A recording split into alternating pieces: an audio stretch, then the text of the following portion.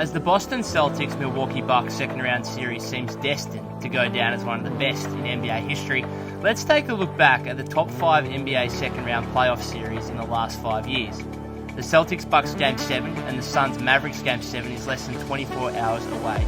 So let us know in the comments, which two teams do you think are headed to the conference finals?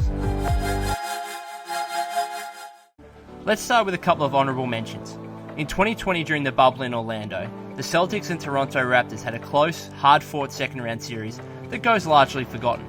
Boston took Game 1 easily by 18 points, before they outscored the Raptors 32-21 in the fourth quarter of Game 2. Jason Tatum's 34 points leading them to a come-from-behind 102-99 win. Game 3 may be the most well-remembered game of the series, with OG Anunoby hitting a game-winning 3 at the buzzer to give the Raptors a 1-point win. Pascal Siakam's 23 points and 11 rebounds propelled the Raptors to a win in Game 4, before the Celtics took a 3-2 lead with an easy 22-point win in Game 5. Game 6 went to double overtime, with the Raptors taking a 125-122 win thanks to Kyle Lowry's 33 points. But it was Boston who got the last laugh, with Tatum's 29 points giving them a tough 5-point win in Game 7. Then we have a series that's remembered for all the wrong reasons. The whole Ben Simmons saga started with Philadelphia's meltdown against the Hawks last season. The team split the first 2 games in Philly, with Joel Embiid putting up 39 and 40-point games. He backed it up with 27, 9 and 8 as the 76ers took an easy win in Game 3, but the Hawks took Game 4 in a tight 103-100 win. Philly's first big meltdown came in Game 5, giving up a 22-point halftime lead as the Hawks outscored them 40-19 in the fourth to win by 3. The 76ers did respond, however, in Game 6, winning on the road 104-99. But the Hawks took the series in 7, the game best known for Simmons deciding to pass the ball when wide open under the rim. So this could probably be in the top 5, but I'm Australian, so we have to support Ben on this channel. And don't forget, Kevin Huerter also had just a random 27 points in the deciding Game 7 as well. Let's get into the top 5. Starting with number 5, a 2019 series between the Denver Nuggets and Portland Trailblazers, which often goes under the radar, probably because the Blazers got obliterated 4-0 in the conference finals by the Warriors. But I thought it deserved a mention because it includes one of only 2 playoff games ever to go to quadruple overtime. The team split the first 2 games in Denver as Damian Lillard and Nikola Jokic went head-to-head in Game 1 with 39 and 37-point performances respectively. Game 3 was the quadruple overtime game, with the Blazers taking a 140-137 win thanks to CJ McCollum's 41 points. The Nuggets were stiff, losing a playoff game when Jamal Murray went for 34 and Jokic had a triple-double. They did respond, however, by taking the next 2, before Portland took Game 6 thanks to Lillard's 32 and 14 rebounds from Enes Kanter. In a classic Game 7, it was McCollum who took over down the stretch. His 37 points and another 13 rebounds from Kanter, rip his NBA career, giving them a 196 win. Number 4 on the list is the only one that didn't go 7 games. It's the 2019 second round series between the Golden State Warriors and Houston Rockets. The series is best known as the only series of all time where all games are finished with a 6-point or less margin. The Warriors pulled out the first 2 at home in close fashion thanks to Kevin Durant's 35 and 29-point games. Houston took Game 3 in overtime as James Harden put up 41 and Durant had 46 in the loss. His 34 wasn't enough in Game 4 either, Houston tying the series at 2-all as Harden had 38 and 10 rebounds. Game 5 was pivotal as Durant went down with injury, opening up a major opportunity for the Rockets to finally overcome their Warrior hoodoo. Golden State did clutch out the win though, Klay Thompson's 27 lifting them to a 104-99 win. Game 7 is best known for Steph Curry's second half.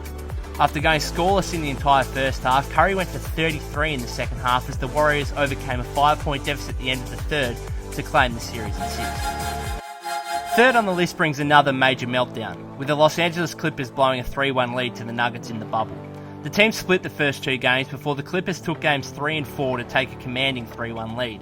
What I think goes under the radar is the fact that not only did the Clippers blow the 3-1 lead, but they pretty much choked all of the last 3 games. The Nuggets won Game 5 by 6, but they did so thanks to a commanding 38-25 fourth quarter. They again won the fourth quarter of Game 6 by 15, overcoming another deficit as Jokic put up 34, 14 and 7. The Clippers again led Game 7 at halftime before they were outscored by 17 in the second half, Jamal Murray's 40 points leading the Nuggets to that memorable comeback. I think these are the clear top two, and we're starting with perhaps the most crushing blow to the 76ers franchise across the last decade. In 2019, they played a classic 7-game second-round series against the eventual champion Toronto Raptors. The Raptors took Game 1 thanks to Kawhi Leonard's 45 points and 11 rebounds, but his 35 points wasn't enough in Game 2 as Philly tied the series.